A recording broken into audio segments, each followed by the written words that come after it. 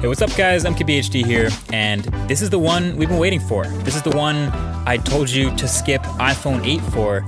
This is the one that represents the future of Apple smartphones. This is iPhone 10. And while it doesn't say X anywhere on the front of the box, people are pretty much always going to call this one the X. I've just accepted that.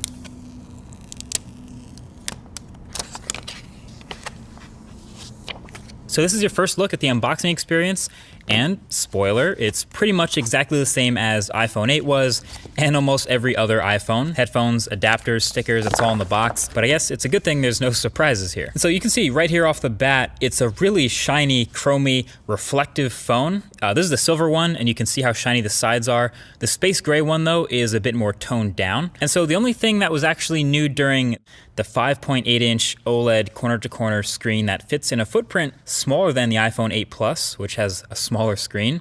So naturally, pretty much all the focus is going to be on that and the notch at the top and how apps handle it, etc. And I can tell you that aside from all the incompatible apps I've come across that are going to have to get updated, my experience with the display panel itself have been pretty decent so far. It's bright, it's contrasty, well calibrated, definitely not oversaturated like some OLEDs can be. And just handling and playing with this phone in the studio here for the first time, it's answered some immediate questions that I had about it from the last video. So first of all, since there's no home button, obviously, you have that swipe up gesture to go home, but we were wondering, how do you take a screenshot? That is power and volume up. So that's the new screenshot combo for iPhone 10. And then since holding the power button now goes to Siri, how do you turn the phone off?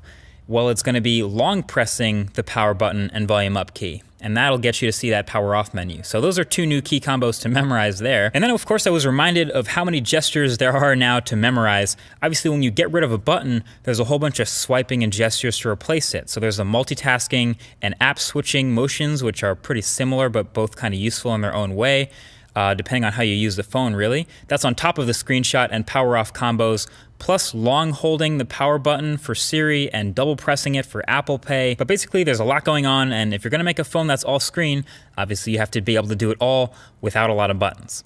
Anyway, one of the biggest differences between iPhone 8 and iPhone 10 is the new front-facing camera suite up at the top in that notch. The IR blaster, the depth sensor, etc. And all that enables a couple of new things with this phone. Number one is obviously Face ID. The setup, like you saw, was pretty quick and painless, and it's been working pretty well since then for unlocking my phone. Now, I've only really had this phone for a day like the rest of press, but so far in this time, it's been fine, and it works as advertised as far as being smart and not easily spoofed. You can see the little lock under the time when the phone is locked, and basically instead of placing your fingerprint ID versus Touch ID though, so stay tuned for that in an upcoming video. And I do want to see if I can fool it with identical twins maybe, just out of curiosity.